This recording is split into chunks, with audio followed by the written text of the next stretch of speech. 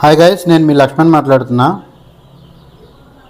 ఈరోజు black soldier fly ఎట్లా start చేయాలి అని స్టెప్ బై స్టెప్ నేను మీకు క్లియర్గా వీడియోలో నేను చెప్తాను. నేను ఒకసారి ఈ వీడియో క్లియర్గా చూడండి. ఇది మనకి ఫస్ట్ స్టెప్ అండి, బ్లాక్ సోల్జర్ ఫ్లై చేసుకోవడానికి ఫస్ట్ స్టెప్ ఇది. దీన్ని నేను ఒక వీడియోగా అప్లోడ్ చేస్తా, స్టెప్ బై స్టెప్ అందరికీ దీని గురించి వివరణిస్తాను. నా ఫాలోవర్ ఒక అతను లోకేష్ అన్న నీ వాయిస్ క్లియర్ లేదు, కొంచెం మైక్ యూస్ చేయమన్నారు. తమ్ముడు గురించి మైక్ కొన్నాను నేను, ఎందుకంటే అందరికీ బెటర్ క్వాలిటీ ఏమని అడిగాడు కాబట్టి అది కరెక్టే కాబట్టి దాన్ని ఫాలో అయినా.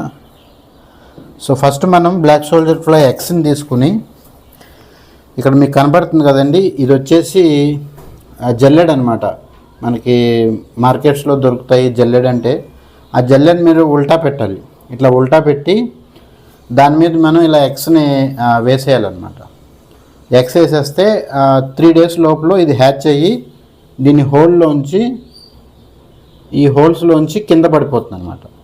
అయితే కింద ఏం మెటీరియల్ వేయాలంటే మొక్కజొన్న పిండి, బాగా పిండి అయిపోయిన మొక్కజొన్న పిండి కానీ, తవుడు కానీ, లేదంటే గోధుమ పొట్టు కానీ, అలానే బ్రాయిలర్ ఫీడ్ కానీ, లేదంటే ఇంకా తక్కువలో అయిపోవాలంటే మీకు పిండి గిర్నీలు ఉంటాయి. మనకి వేరుశనగ, బియ్యం పిండి ఇవన్నీ ఆడే గిర్నీలు ఉంటాయి కదా, ఆ గిర్నీలో వేస్ట్ అయిపోయింది కింద ఫ్లోర్ మీద పడిపోతుంది.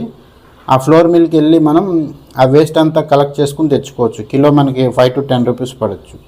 సో దాన్ని మనకు బాగా ముద్దగా కలుపుకోవాలి. మనకి ముద్దపప్పులా కలిపేసుకుని ఇట్లా ఒక ట్రేలో వేసుకుని దాని మీద మనం ఈ జల్లెడగా పెట్టుకుని దాని మీద మనం ఈ గుడ్లని వేయాలన్నమాట. సో 3 days తర్వాత ఈ గుడ్లన్నీ కూడా ఈ హోల్స్లోంచి కింద పడిపోతాయి అన్నమాట. సో అప్పటి నుంచి హ్యాచింగ్ స్టార్ట్ అయిపోయిన తర్వాత నుంచి 5 రోజులు ఈ ట్రేల్లోనే ఉండాలన్నమాట. ఈ వేరుశనగ పిండి కానీ, తవుడు కానీ, గోధుమ పొట్టు కానీ, బ్రాయిలర్ స్టార్టర్ కానీ తీసుకుని ముద్దలా కలిపేసుకుని ఇట్లా వేసుకోవాలన్నమాట. ఇది స్టార్ట్ చేసినప్పుడు మనం చుట్టూ కూడా గమాక్స్ని వేసుకోవాలి, చీమల మందు వేసుకోవాలన్నమాట. మీరు ఇక్కడ అబ్జర్వ్ చేయండి, చీమల మందు వేసిన, లేదంటే ఈ పురుగుల్ని చీమలు తినేస్తాయి అన్నమాట. సో ఫస్ట్ ఈ పని చేసుకోవాలి. దాని తర్వాత పిల్ల అయిన తర్వాత దీంట్లో పడి తడిగా ఉంటే ఈ ట్రే దాటి బయటకు వచ్చేసే ఛాన్సెస్ ఉంటాయి అన్నమాట. అందుకని ఎస్కేప్ కాకుండా మన ఈ స్టార్టర్ ఉంటుంది కదండి, ఇట్లా చుట్టూ వేసుకోవాలి. ఇక్కడ మీకు చూపిస్తున్నా చూడండి. ఇక్కడ చూడండి, బార్డర్ వేసేసాను నేను.